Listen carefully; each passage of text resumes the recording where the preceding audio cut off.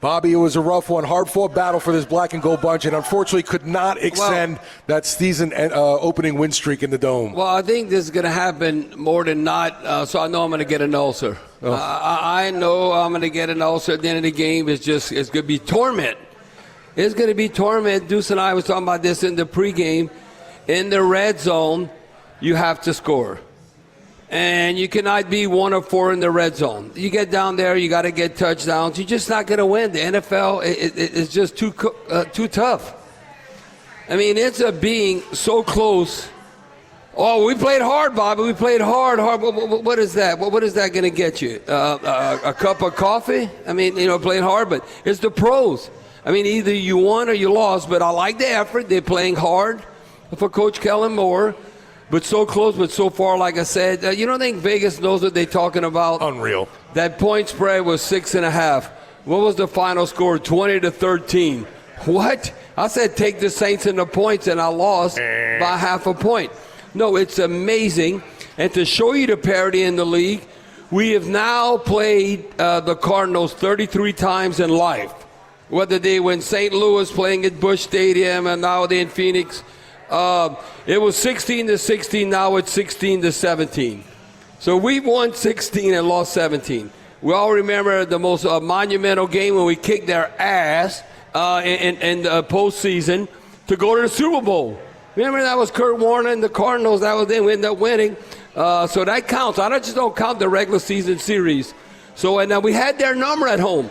We were like 9-4 winning at home, whether it's Tulane Stadium, old school, or the Superdome. Now it's 9-5. I don't know. I'm asking Coach Kellen Moore this because I'm a little spoiled with Sean Payton and Drew Brees. We always like pedal to the metal clock management at the end of the first half. It looks like the Cardinals were going to score, but don't save your timeouts. We needed to utilize those timeouts at the second quarter. We'd have had roughly around a minute. And you know why you want to try and score at the end of the first half? Because it's a 2-for-1. We get the ball to start the third quarter. So that's how aggressive you have to play. And Coach Kellen Moore is going to learn from that, but I'm definitely going to bring that up. And like Deuce was saying, I preach this. I preach this whether it's the LSU Tigers, whether it's the Saints or high school football. Penalties. You might say, well, there's an effort penalty, or you jump off sides, alignment, and all that stuff. I don't know. Penalty's a penalty. All I know is I know this from Coach Moore, paying attention to detail, that you cannot have 9 penalties or more or 100 yards. It's like giving up a touchdown. What did we lose by? A touchdown. Right. Well, you are not going to win when all's said and done when you have these kind of penalties. You had 13 penalties, not 9, not 10, but 13, then 89 yards. What was it, 8 in the first half? No, we had, I think we had 7. I don't want to say, 8. We had 8 for 59 yards in the first half. No, that was not good. That you on the borderline for the whole game. And we had that in the first half. You cannot have that. You know why? Because it puts you behind the sticks. What I mean, Bobby, what are you talking about behind the sticks? Then you got third and double digits. Or second and 15, or first and 15. Right. No, the NFL's too good. You're not going to convert on third down. That means you're not setting the tone. You are not possessing the football. What ended up happening, the Cardinals had the ball 7.5 minutes more than we did because on third down, not good enough. No, I don't want to say we suck. Suck would be 20-some%. We were 35.5%, 5 of 14. Right. That's not good. And so I can look at all these things, but Hebert, it's not all about the numbers. It is a lot about the numbers when you got great playing great. You pros. When you got pros, I'm telling you, all of that comes into play. What I am encouraged by, and not necessarily encouraged because the quarterback runs do count, and we were one before last stopping the run. Well, we gave up last year 4.9 yards against the run. Today we gave up 5.4. And I'm disappointed in that because I think we will be better long-term stopping the run, but not so much today. And all runs count. You might say, well, Bobby, take away that chunk play. Why take it away? Because it all counts. You remember Benson had that 52-yard run? That hurt. Yes, you cannot give up those type of runs. And Kyler Murray, again, looking at Vegas, you like the over and under? A number of people said Kyler Murray over and under 25 rushing yards. I just think the way he runs around, he's going to have in his sleep more than 25 yards. Not that much. He only ended up with 38. And Benson ended up averaging 8.6 a carry. It's by committee. And, we like Calvin Kamara, 4.1 yard average. What I'm encouraged by is Kendra Miller and Devin Neal. Right. Kendra Miller averaged 4.8, Devin Neal 4.5. That's winning football. And what I do like I said, the Saints, we didn't average 3.8, 3.9. We were at 4.9 yard average. So not good stopping the run, but that was very good us trying to run the football. I'm going to tell you, we have to be opportunistic or we're not going to win. What I mean by that is taking the football away. Not only do we got to protect it, we got to take the ball away. When the game is all said and done, if it hits your hand, you have a chance to intercept it, you got to intercept it. Punch the ball out, whatever. Steve, you very seldom see a game, no fumbles, no interceptions. Yep. No, so we're not minus, but we're not plus. We need to be plus. We need all the help we can have. And that was one thing what the Cardinals are trying to do. If you look at the turnover margin, what occurred last year, and one reason why that they weren't a playoff team, we know we were, and we only won 5 games. We were -2 in the turnover margin. Last year, they were -3. So that's something they are working on. But there was no turnovers. So, like I said, we got to take away the football when all said and done. And again, the red zone efficiency, you cannot be 1 of 4. And then we would want them to be 1 of 3, not 2 of 3, 67%. Because that's going to be amongst the best if you average around that in NFL, your red zone efficiency. And goal to go. If you got goal to go efficiency, we're inside the 10-yard line. First down, Saints, first and goal to go from the 7 or 8 yard line. You got to get in the end zone where we end up being 0 for 1. And they were, you know what they were? 2 for 2. See, something like that. Can you finish?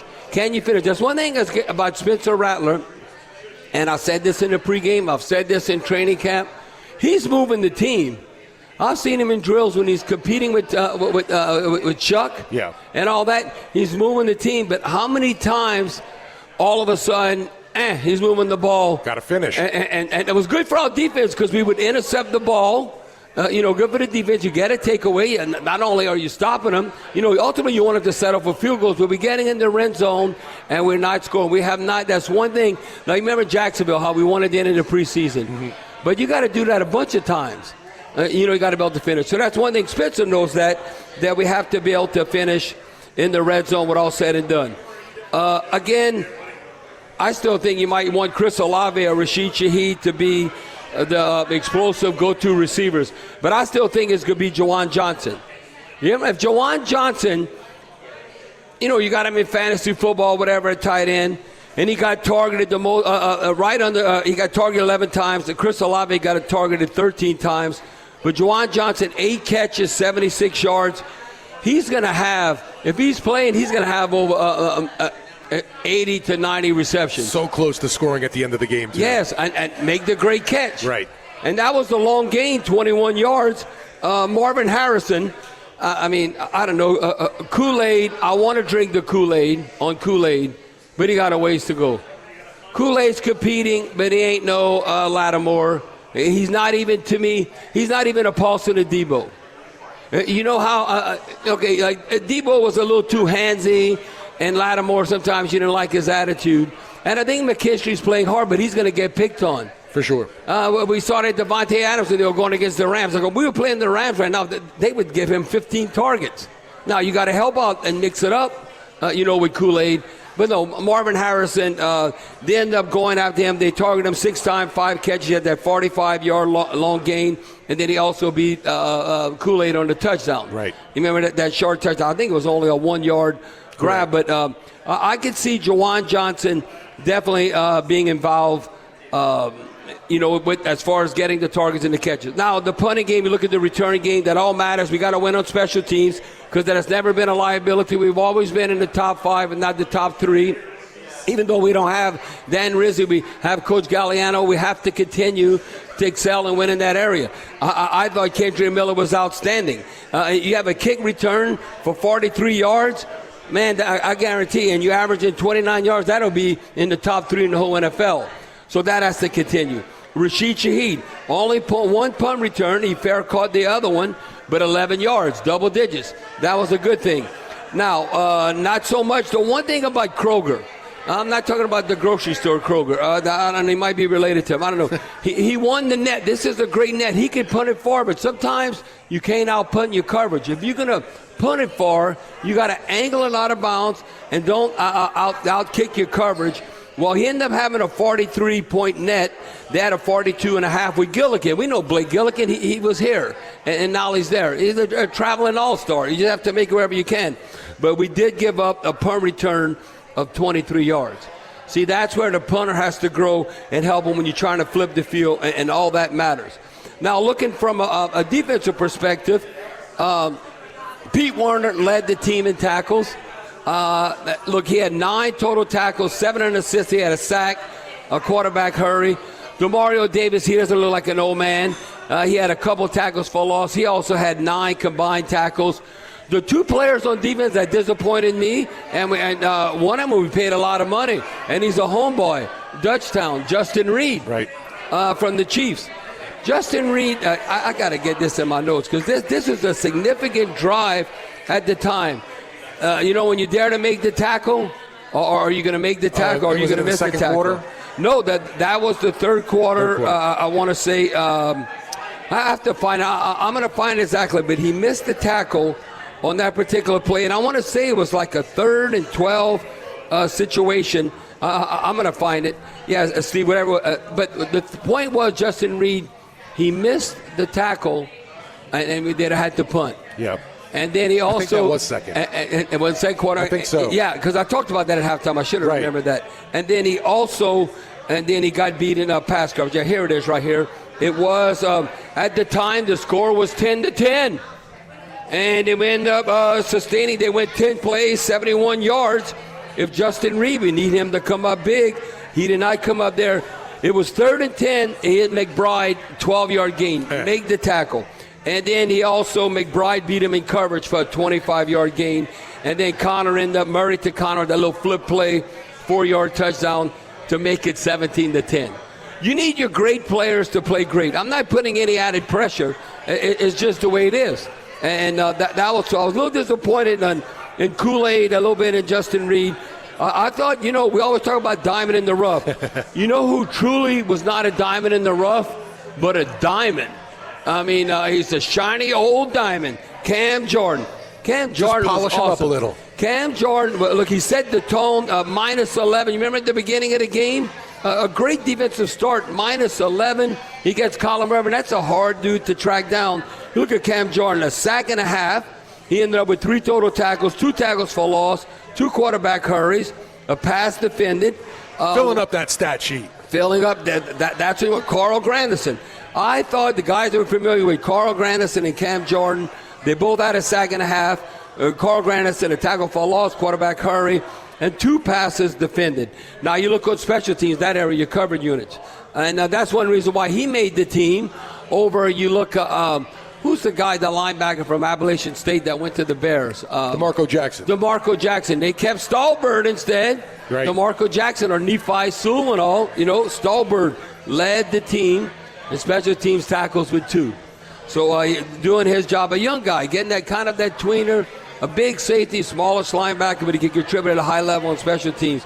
But I think we're just going to have these type of games every time. It's nothing going to be easy. When we win this year, we need a little bit of luck.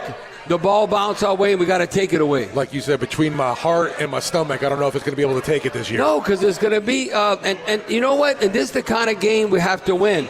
We're not going to be in those shootouts. If a team scores 30-some points against us, I'd say shame on our defense, and we're not going to keep pace. No, I think it's going to be like a 2013.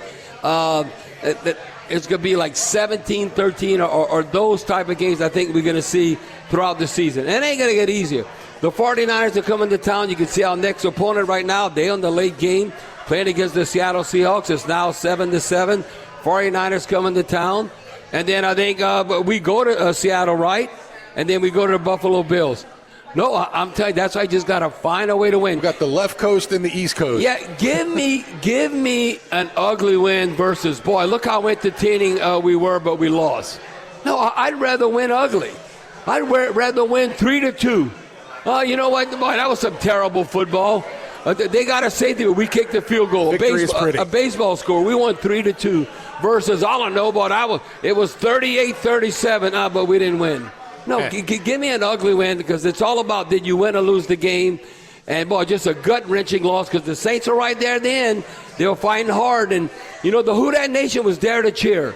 You know, and they set the tone at the beginning. When you look at it, at the beginning of the game, the crowd was into it. We already had 3 sacks. Even though we were down 3-0, we took the lead. We were able to play at the right time, stand up and get crunk. We were crunking. We went 10 plays, 75 yards. Alvin Kamara, 18-yard touchdown. And that was a red zone touchdown. But we need to have more of that in the red zone.